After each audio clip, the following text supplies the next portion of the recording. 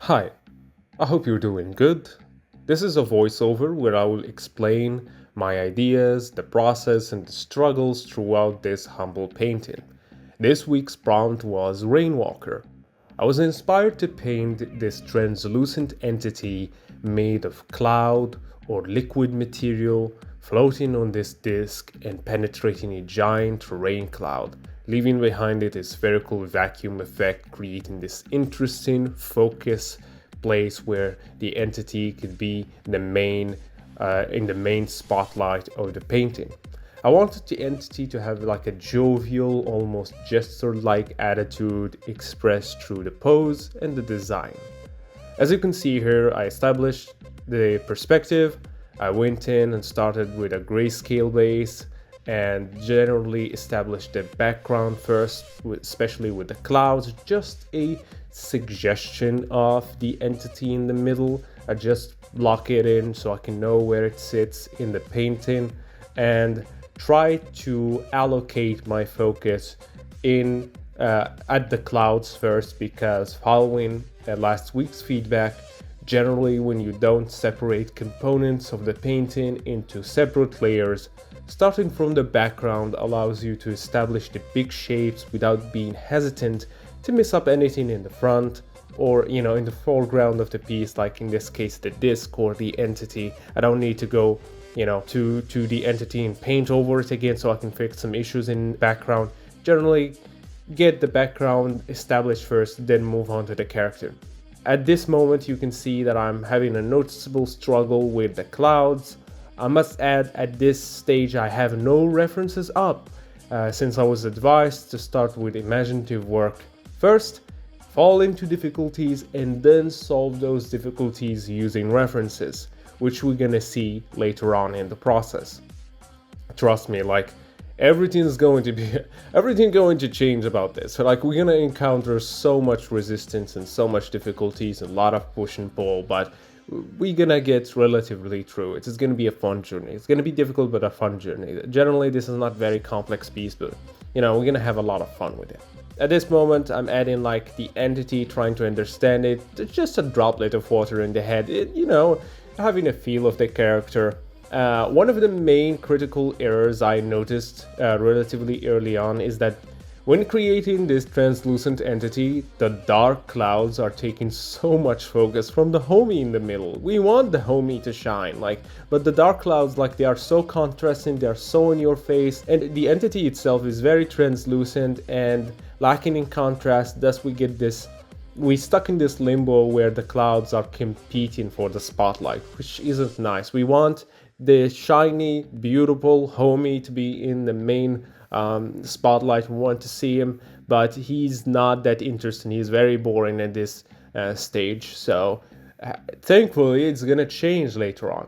I could add in changes along the way, adding a face maybe, changing the head design, trying to understand where is the main issue, why it's not working, why it's not looking correctly. Like my brain is frying at this point because I don't have any references. I'm just using my small brain to decipher what is the problem here. So face, it didn't work out. I didn't like it. It turned into a fish. Just trying all the creatures in this universe. Maybe one of them gonna solve my issue. I accumulated enough issues at this stage where it excused the use of references. Besides that boring design, thankfully it is going to change. I noticed through the references that my painting is suffering from the lack of volume. There is a huge space in the sky and there is no atmosphere. There is no way to communicate that atmosphere in the painting. So the clouds in the back shouldn't have the same level of contrast as the clouds leading to the front.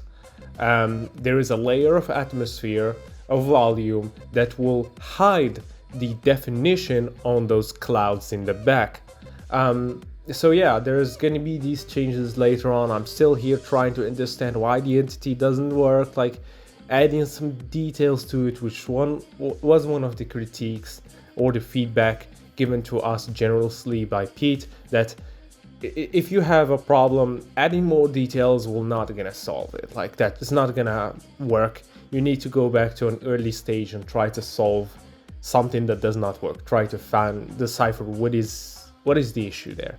And at this given moment, I have the entity with 4 joints in one arm and 3 joints in the other. I did not notice that, trust me. But thankfully, it's gonna change later on, which is, you know, yeah, my brain is frying. I didn't notice it. I'm sorry. Like, I'm really sorry.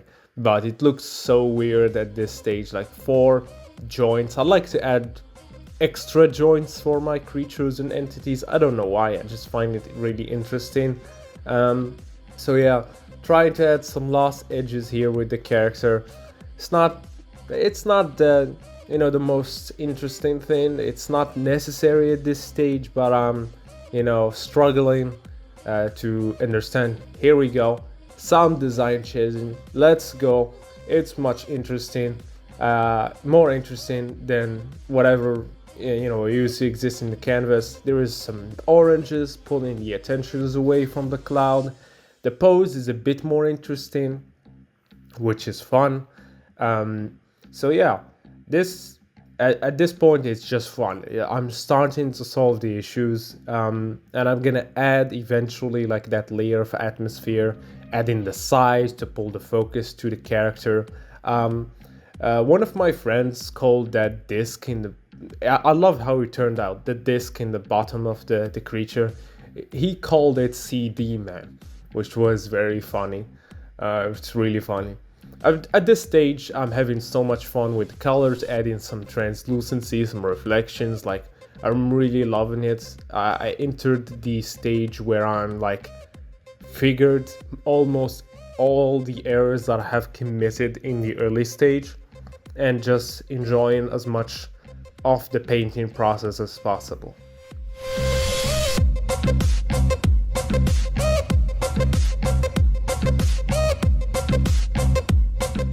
So yeah, as you can tell, I added that volume. The clouds in the back are hidden by that level of the atmosphere, and it's just from there on, it's gonna be just little additions of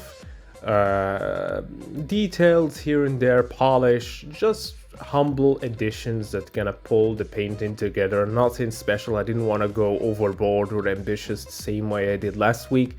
Just something simple and fun, allowing me to implement as much critique from the previous homeworks. That's the only way I can learn. That's the only way I can remember those feedback inputs, and kind of memorize them and keep them always in the back of my head whenever I'm doing a personal project or a personal piece. And this was really fun, and I hope you had fun too watching it. If you have any input or anything about it, you can leave it in the comments. Thank you so much for joining me in this journey of a time lapse making this painting. I hope you have a good day. Take care.